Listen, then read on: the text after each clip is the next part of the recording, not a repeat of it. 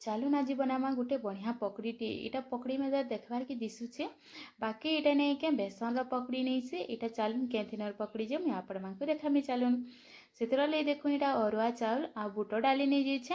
आमे जेन चटनी डाली लगी यूज करसुँ से बुट डालीटा इटा है। सेटा के 5-6 घंटा पूरा पुतरे देथिले भल करे। आउ धुई धुआ देली आउ तार बेटर गुटे रेडी करी देइछे। देखुन इटा तार बेटरटा मुई केंदा करी रेडी करछे। इटा देखुन पूरा इटा नहीं के बेसी पानिया नहीं करबे कि बेसी बहलिया नहीं करबे। तार में मोटा बेसी नहीं रखबे कि पानिया पूरा नहीं रखबे। बेटरटा एतकी रखबे मुई जेतकी रखीछे से हिसाब से आपण माने भी बेटरटा रखबे तो पकड़ीटा पूरा परफेक्ट हेबा। तार पे इटा आमे भल करी पूरा गुटे डायरेक्शन रे फेटी देमा। तापर बेटर टिके हल्का हो जावा फेंटले काना हेसी कि बेटरटा पूरा हल्का हो जासी।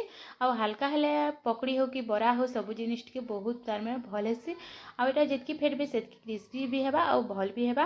तापर सेतिरे देखुन धनिया पतर कटा प्याज आ अदा करी रखिथिली आ स्वाद हिसाब से नून दे देली आ सुढ़ा टिके दे देली। भल करी सब के फिर मिसई देछे पूरा भल करी मिसई देली। मुई एटा चम्मच रे कहूचे करूचे आपण माने चाहबे बेले हाथ भी मिसई पारबे। एटा के भल करी पूरा आ देखो ना भल कर थे फेंटी देली। इटा भल कर सब मिसई करी मुई पूरा टिके हल्का हो गला। देखुन केते जीटा पूरा आउटा के काना है कि आपण माने चाहबे तो गोल गोल रो शेप दे पारबे। मुई पकड़ी रो शेप देछे कहला जे पकड़ी रो शेप देबे बेले काना कि बहुत क्रिस्पी हेसी आ बहुत भल लागसी खाइबार के नहीं के बहुत भल लागसी। आ इथन पकड़ीटा बहुत टेस्टी लागसी बेसन रो अपेक्षा इथन पकड़ीटा बहुत टेस्टी लागसी। आपण माने थरे निश्चय ट्राई करूँ। देखो याडे तो तेलटा गरम हो गला चालू इटा के कर फ्राई करमा।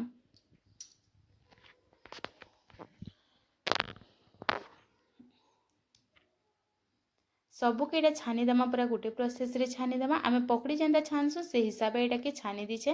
देखुन मुझे गोल गोल नहीं बने पकड़ी जेन हिसाब से आमे सेप देसु नहीं के से हिसाब से मुझे सब के सेप दे दूचे। आउ एटा के नहीं के बहुत क्रिस्पी हेसी। जदि बेटरटा टिके पानिया बइल लागला तो आपण माने टिके सुजी ना बेसन भी ऐड करि पारबे। तमे किछि तार माने खराब नहीं हो बहुत भल हेसी। रेडी हो गला देखुन या गुटे घना तो रेडी हो गला सबू के हे गुटे प्रोसेस रे मुझे बनी दूचे। आउ आपण माने थरे निश्चय ट्राई करूँ निश्चय इटा बहुत भल लागसी। आ जेन माने मोर चैनल के नुआ देखुछन के से माने सब्सक्राइब करि दोन चैनल के टिके आउ लाइक कमेंट टिके दोन।